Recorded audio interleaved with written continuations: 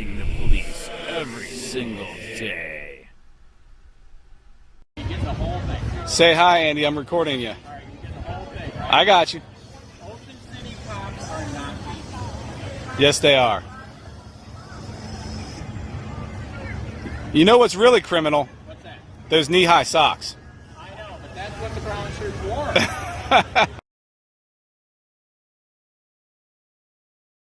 This is not for your safety, this is for policing for profit and to illegally track you and illegally look up your stuff. If they find out anything, they will find a reason to pull you over and illegally search you and illegally arrest you. This is out of control government. There's already 2 lawsuits in Florida to ban these illegal cameras.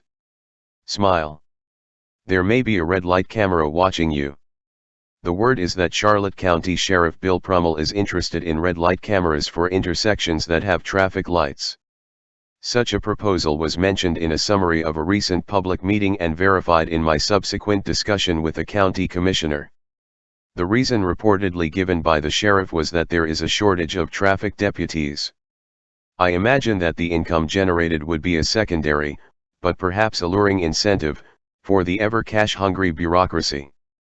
One of the primary arguments made for the installation of such devices is that it reduces serious injuries caused by right-angle collisions that may occur when someone runs a red light. There are studies that support this conclusion. No brainer, then cameras decrease serious accidents and help with the personnel shortage. Let's get them. A bit of research, however, shows the benefits of red light cameras are not so clear-cut, as evidenced by a plethora of other studies. Many municipalities purchasing such devices, studies or not, found the problems outweighed the benefits and installed the cameras. A review of the findings by the National Motorist Association includes the summary: the preponderance of independent research, in other words, research that was not funded by ticket camera vendors or units of government interested in justifying camera-based enforcement, has illustrated that ticket cameras typically increase, not decrease, the number of accidents at controlled intersections.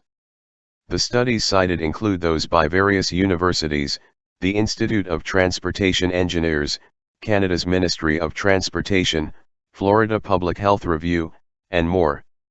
One of the most common findings relates to what is known as spillover effect. A behavioral economics term better described, I'd venture, as the whack-a-mole effect, where you eliminate a problem which results in another problem taking its place. Here, the result of red light cameras causes drivers to react intensively to the possibility of a ticket by hitting the brakes early and hard. Rear-end injuries are thus dramatically increased. Other than increased injuries, repair costs, and overall paranoia at yet another manifestation of Big Brother, a report by thenewspaper.com concluded that red light cameras increase injuries and insurance rates, and insurance profits skyrocketed. Citizens in places where these cameras are used often are vociferous in opposing the policy. There are numerous issues of fairness, inconvenience, identification, timeliness, and ability to challenge. Even traffic synchronization is listed as being negatively affected, as such might reduce revenues. Finally, there appears to be other, better alternatives, to wit, extended yellow and all red clearance interval. A CDC study noted that a recent meta-analysis found favorable results for red light cameras only in studies with weaker research designs. Skeptics or partisans might argue that one can pick and choose from the conflicting research. I would ask the reader to do an internet search for, say, red light camera research and judge for yourself.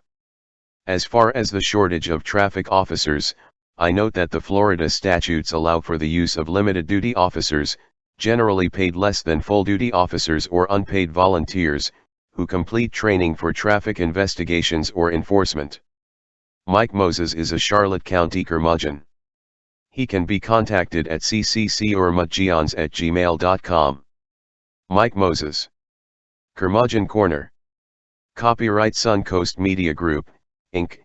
Question some may have wondered while driving: are license plate cameras a gross invasion of privacy, or are they necessary for our safety? In recent years, South Florida law enforcement agencies have used the readers to keep track of suspicious activity on our roads. The thing is, the technology also gathers data stored for years, like where people have driven and whether they have a criminal record or not. CBS 4's Ted Scouten has the story. From the traffic on US 1 to the bustle of busy Miracle Mile, you may not realize that there are eyes on you that never blink. You can barely notice it.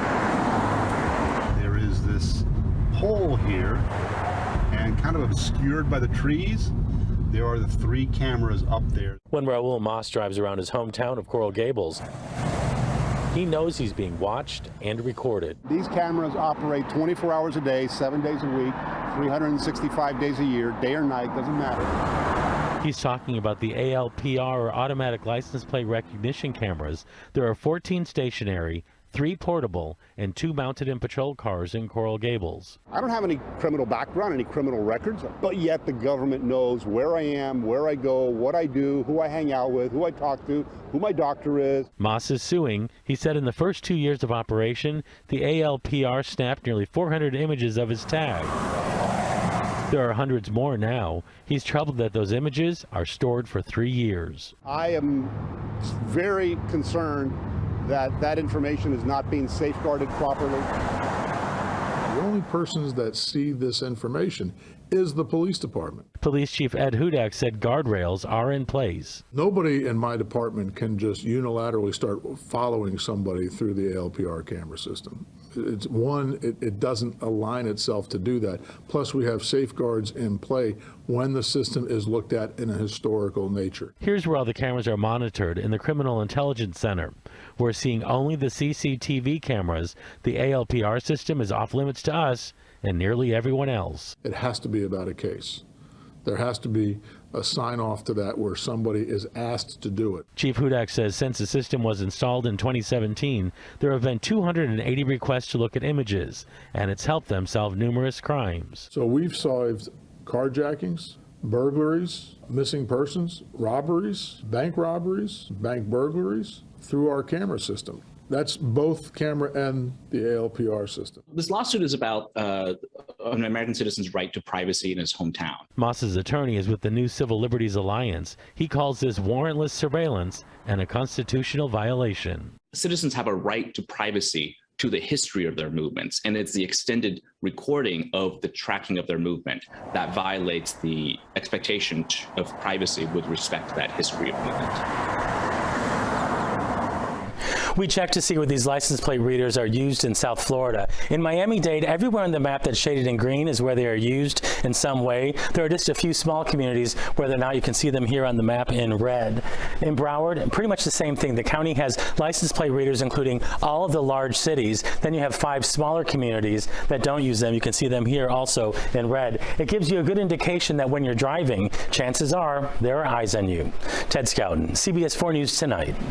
Well, Moss lost his case in Miami-Dade court. It's now making its way through the District Court of Appeals.